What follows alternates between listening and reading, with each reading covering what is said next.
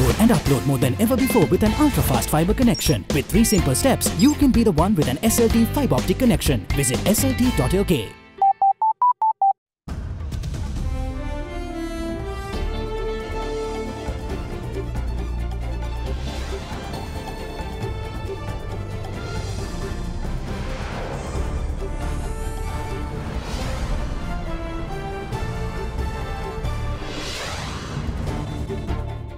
Tonight, below expectations. The central bank says that the country's economic growth is expected to pick up in 2019 this year to 4%, despite the low growth of 3% in 2018. Around 3% is what we expect the final number for 2018 to be. Changing seats. President appoints new media minister as a non-cabinet minister. Defence Minister Ron Vijayawardena takes the post while Mangala retains finance ministry. A mystery unraveling. The Criminal Investigation Department today identified that the 2 businessmen who went missing from Rathgama in Galle were in fact murdered. A police officer arrested. Venezuela crisis. President Nicolas Maduro has closed the border with Brazil amid a row over humanitarian aid. Tonight, Friday, the 22nd of February, 2019. From Ada Derana, this is Ada Derana First at 9 with Ndivari Amuata and Mahesh Jani. Live from Studio 24 in Colombo.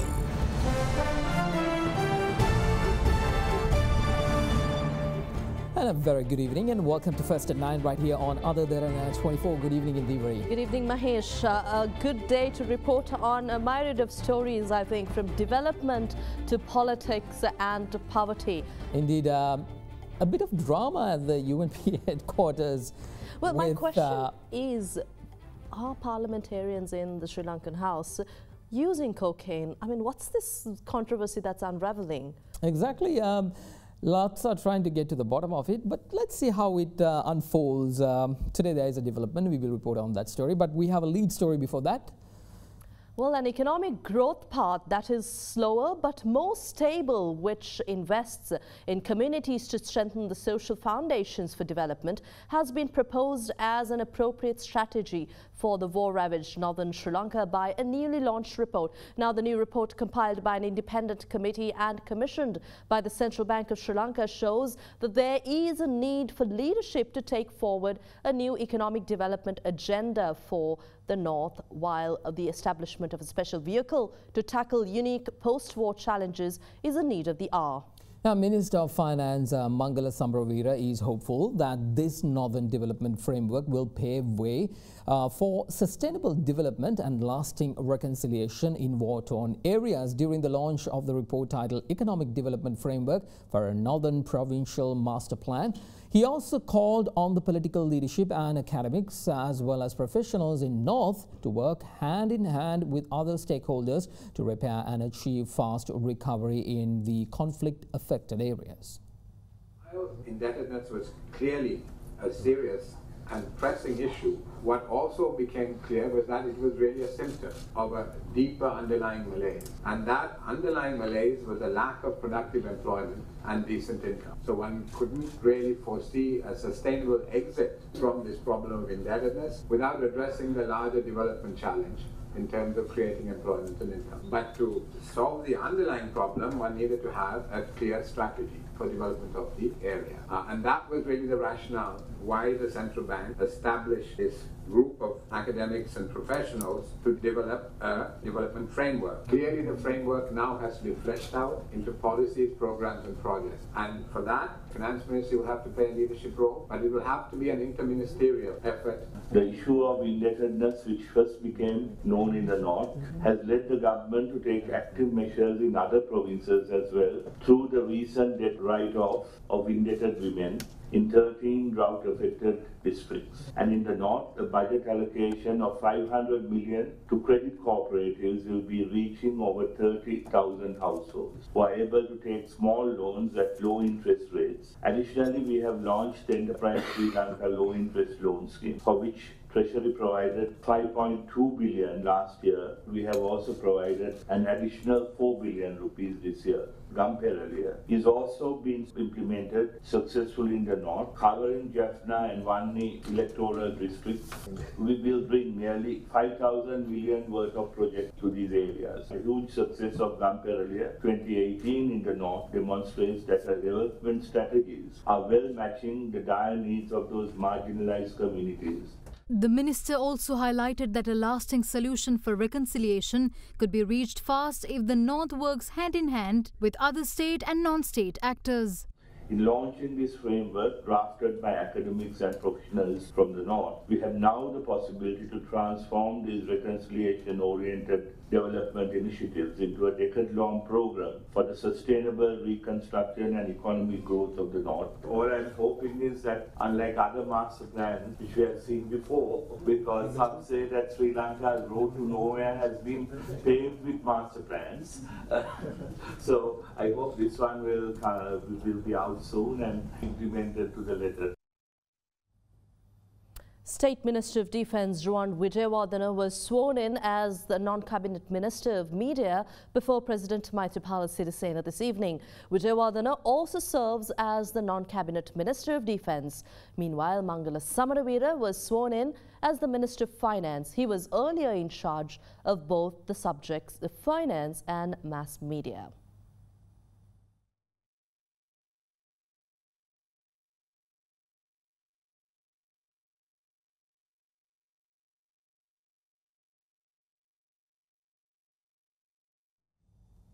A special meeting between President Maithripala Sirisena and the leader of the opposition, Mahinda Rajapaksa, is currently underway. According to sources, the focus of the discussion is pertaining to the formation of a broader alliance between the SLFP and SLPP and abolishing the executive presidency. The meeting is being held with the participation of members of both parties. The meeting commenced at the president's official residence at around 7 this evening.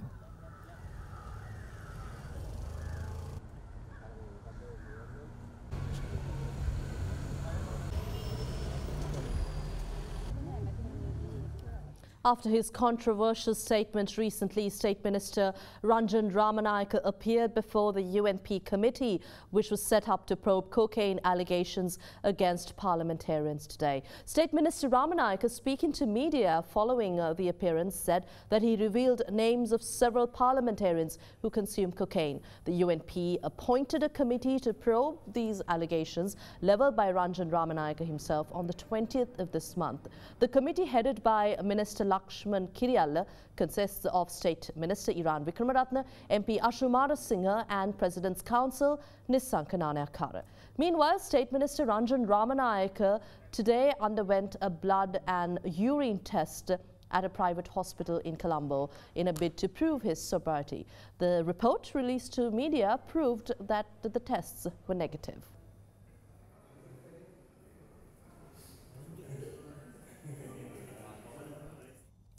President Maithripala Sirisena says Sri Lanka will be able to witness the results of the government's efforts of eradicating illegal drugs in the country by mid-2019. Expressing confidence in the fight against illegal narcotics, the president went on to say that this will be made possible through a robust plan which is being implemented by relevant government institutions. The head of state touched on the topic while addressing the Grama Shakti program in Hambantota today. The launch of the Gram Shakti People's Movement in the southern province was held under the auspices of President Maithripala Sirisena in Hambantota yesterday. According to President's media, 428 million rupees have been allocated to the Gram Shakti People's Movement in the southern province.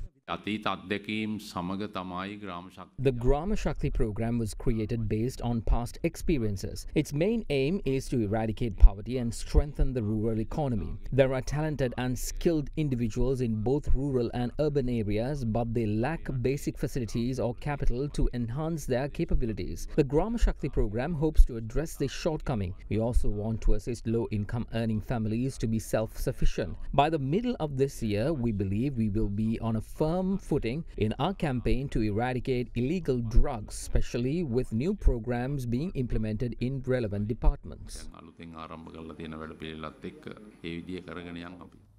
Prime Minister Ranil Wickremesinghe assures that the government will continue to work on development projects while also ensuring that the outstanding debt stock will be repaid. He expressed these views addressing a function in Karuwalagaswewa today. The function to lay the foundation stone for the Thabova water project was held under the patronage of Prime Minister Ranil Wickremesinghe.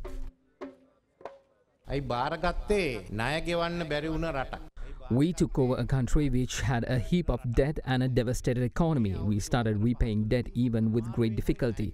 We all had to bear the consequences of debt repayment, such as increased cost of living. While repaying debt, we were also able to save funds to complete development projects. We are completing such development projects around the country. We will be able to see results of development projects in few months' time.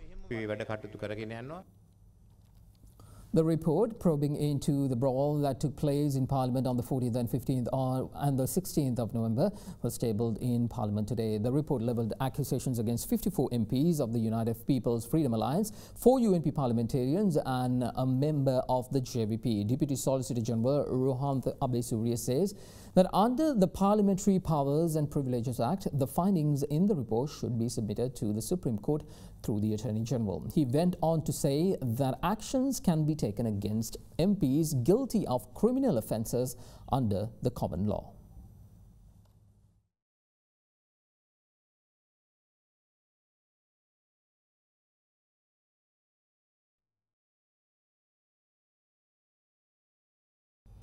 The Criminal Investigations Department today identified that the 2 businessmen who went missing in Ratgama in Gaul were murdered in Akmimana and their remains had been burnt at Madagangoda Forest Reserve in Valasmulla. Now, it was reported that the 2 businessmen were assaulted and murdered inside a house in Gonamulla area of the Akmimana Police Division. The 2 businessmen from Ratna Udagama and Busa, 33-year-old Manjula Asela and 31-year-old Rashin Chintaka, were abducted by a group of individuals who had arrived in a van and a car at around 10 a.m. impersonating as policemen on the 23rd of January. The CID had arrested a sub-inspector of the Southern Special Crimes Investigations Unit this morning in connection with the disappearance, and on the 18th of February, the Southern Province Special Investigations Unit IP Kapila Nishanta was also arrested over the incident and subsequently remanded until February 27th. Meanwhile, 15 police officers, including the OIC of the Southern Special Crimes Investigation Unit, were today transferred over the deaths. Well, a naval officer has been arrested by the Criminal Investigations Department for allegedly abducting and killing 3 of the 11 youth who went missing in year 2008 and 2009. According to the police media spokesperson, the arrested Navy officer was attached to the Kankasanture Naval Base. On the 13th of August last year, the CID had arrested Chandana Hettiarachi, also known as Navy Sampath, in connection with the incident. Subsequently, Chief of Defence Staff Admiral Ravindra Vijay Gunaratne was accused of aiding and abetting Navy Sampath, the main suspect in this incident.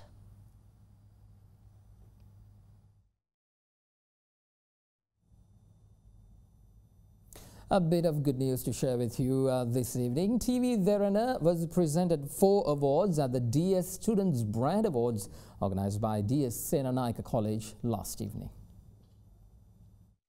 TV Derana was awarded for the most popular TV channel, the most popular news bulletin of the year, the most popular entertainment program as well as the most popular brand of the year at the DS Students Brand Awards yesterday.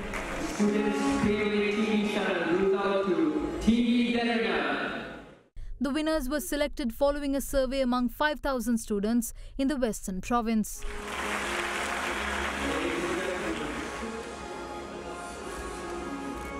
The awards ceremony, which was held for the 6th consecutive time, presented awards under 16 categories. Well, that's all the news for you on our local segment, but we promise to bring you more from the business world, sports and international after this short break.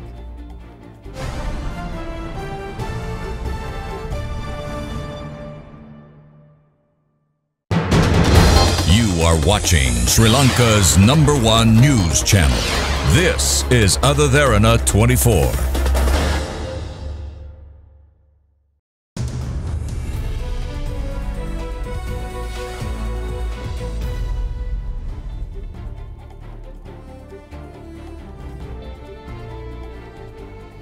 Welcome back. Business news now. Governor of the Central Bank, Dr. Indrajit Kumar Swamy, says Sri Lanka's economic growth was around 3% in 2018, way below the set expectation of 5%. Now, this is the slowest economic expansion the island has experienced in 17 years. Well, speaking at the first monetary policy review briefing for the year today, the central bank chief pointed out that a greater political certainty and a consensus on the policy framework of the country will be a big boost to the country's economy. He expects growth to kick up to a better rate at 4% in 2019. The central bank has also recalibrated its strategy to raise $5 billion in borrowings by giving priority in selling US dollar sovereign bonds first and later seek alternative methods if necessary. Sri Lanka's central bank kept its key policy interest rates unchanged as it said policymakers struggled to boost economic growth following a political crisis and a rate increase in November. The central bank, however, cut its statutory reserve ratio by 1 percentage point to 5%. CBSA maintained the standing lending facility rate at 9% and standing deposit facility rate at 8%. We still have an output gap. Central bank's models now tell us that the potential rate of growth is 5%. But still, growth at around 3% is what we expect the final number for 2018 to be. It's clearly below the potential rate of growth. Why are you keeping growth rates so conservative?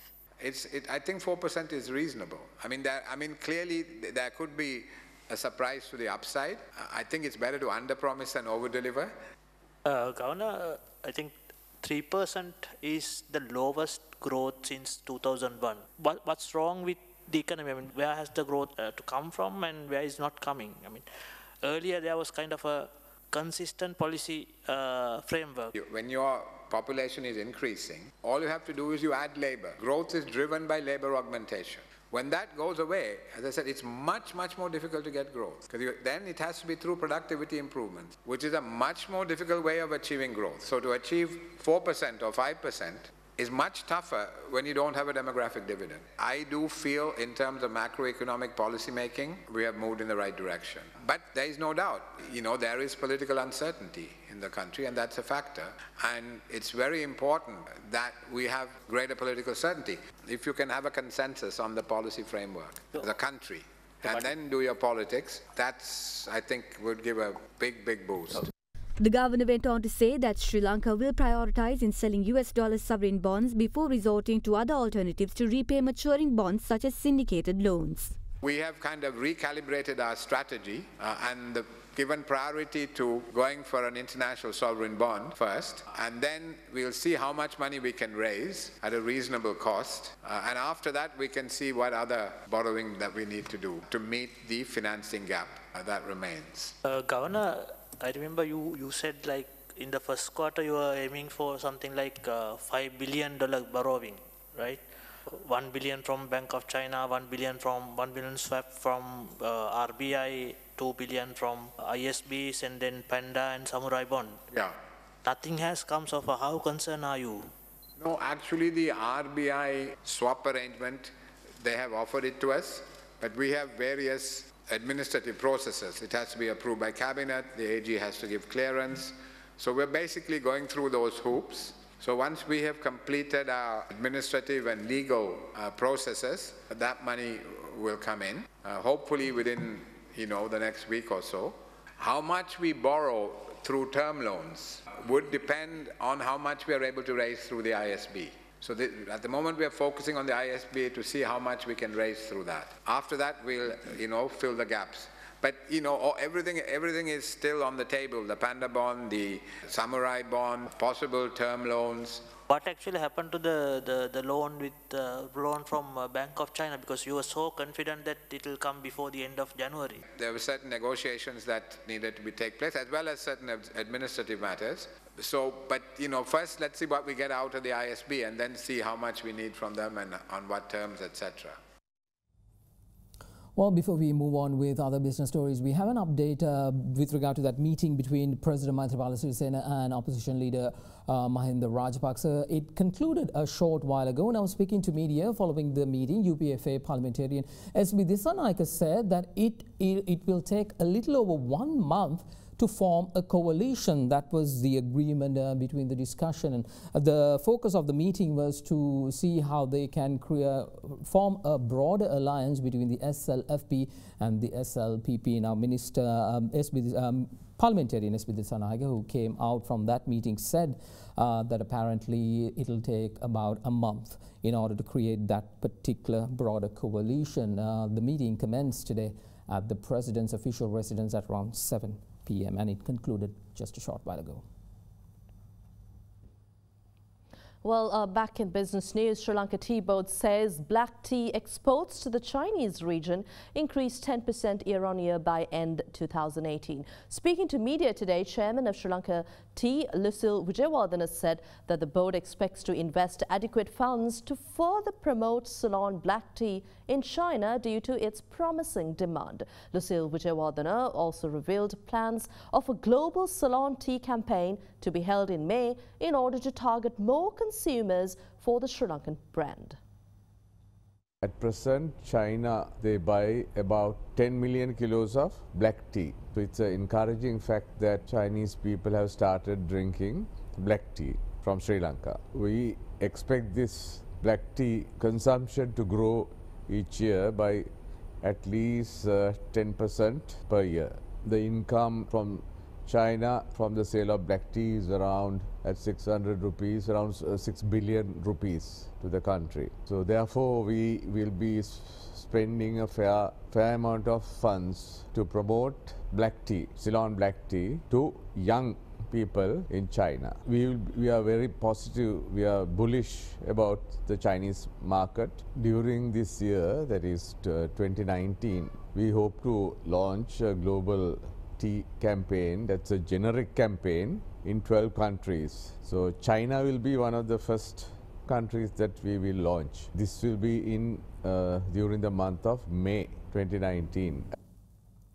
European ministers will begin debating how and when to start trade negotiations with the United States about that the US President Donald Trump may impose punitive tariffs on EU car imports if the bloc waits too long. The European Commission has asked the EU's 28 countries to approve 2 negotiating mandates so that formal talks can begin. Although Germany is keen to start as soon as possible, France is reluctant to engage with Trump.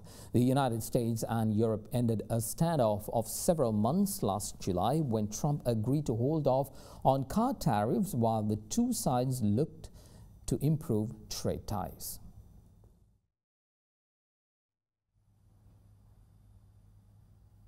Well, global shares rose as signs of progress on trade offset a worsening economic outlook, while the Aussie dollar reoccupied some losses after China denied it had halted Australian coal imports. Earnings from companies drove big stock swings as European markets opened. The Pan-European Stock 600 index was up 0.1% and Germany's DAX 0.2%. Shares in Asia were buoyed by a late rally in Chinese shares, with the main blue chip index of Chinese shares rising 2.2%. Chinese shares had faltered earlier amid concerns about slowing domestic growth and indications that China would cut its benchmark interest rate only as a last resort to boost the economy. Japan's Nikkei ended 0.2% lower after data showed core consumer inflation accelerating in January. Australian shares in the meantime gained 0.5% and Seoul's Kospi ended up 0.1%. Now the MSCI All-Country World Index, which tracks shares in 47 countries, was less than 0.1% higher. European stock markets open.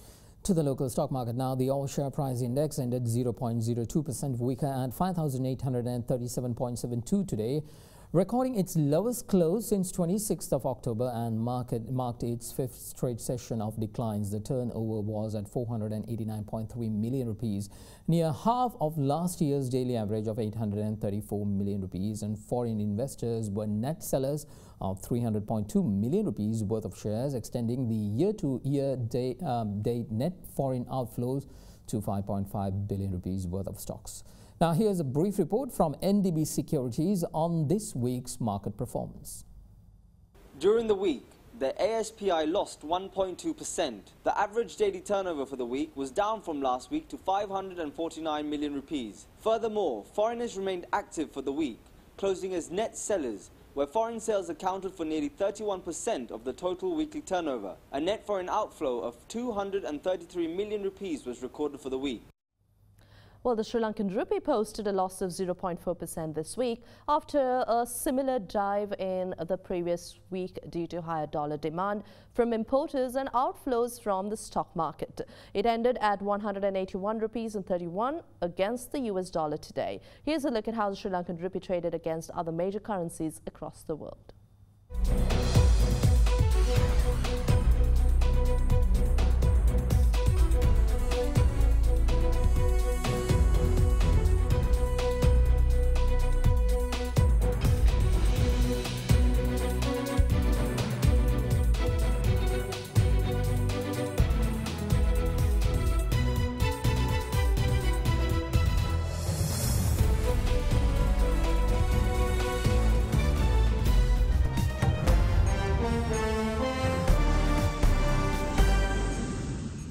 International news now. Venezuela's President Nicolas Maduro has closed the border with Brazil amid a row over foreign humanitarian aid.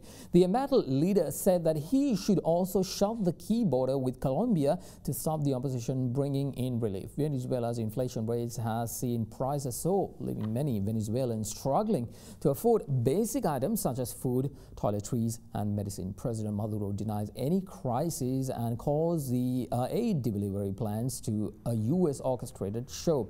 His ally Russia has accused the U.S. of trying to arm Venezuela's opposition. Rival concerts will be held on both sides of the bridge linking Venezuela and Colombia later today. The Colombian side, an event will be held to raise money for Venezuela at the same time. Maduro's government will hold its own concert just 300 feet away. Maduro, that will be a significant propaganda victory for the opposition, for the US. It will. Taking you to India, its top court has ordered the government to protect Kashmir people from attacks in apparent retaliation for last week's deadly bombing in Indian-administered Kashmir. The Indian Supreme Court also sought a response from the states where reports of students and businessmen being harassed or beaten up have surfaced in recent days. The suicide bombings of an Indian security convoy in Pulwama on February 14th was claimed by a Pakistan-based militant group and has led to a war of words between nuclear-armed India and Pakistan. Now, the attack, which killed more than 40 Indian paramilitary police, was the deadliest against Indian forces in Kashmir in decades.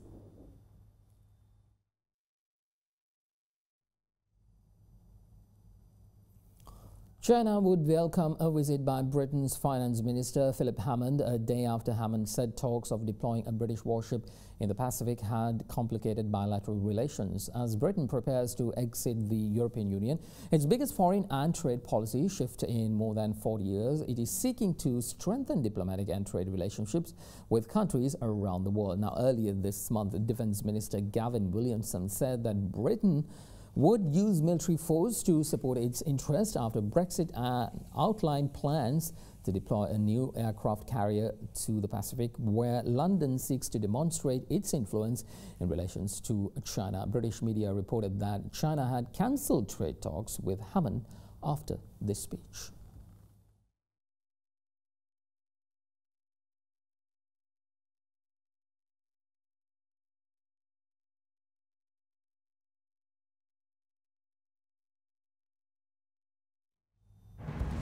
And we have the very latest from the sports world after the short break. To stay with us.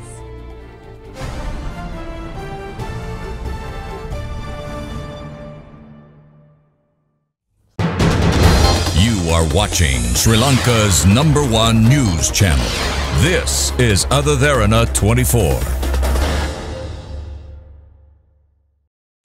Kicking off the big match season, the 56th Battle of the Brothers between AC Pathana College and Thurston College Colombo commenced at the SSE grounds today. AC Pathana College batted first and were bowled out for 169 in 57.1 overs.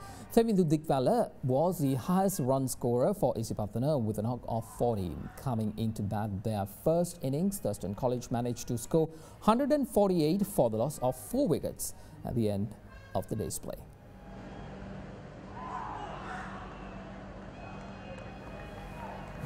Well, that's all from us here tonight. Thank you very much for joining in. Do log on to www.othertherana.lk and also follow us on our social media sites, Twitter, Facebook and YouTube. I'm Indiveri Amwat. And I'm Mahish Johnny. Enjoy the weekend. Good night.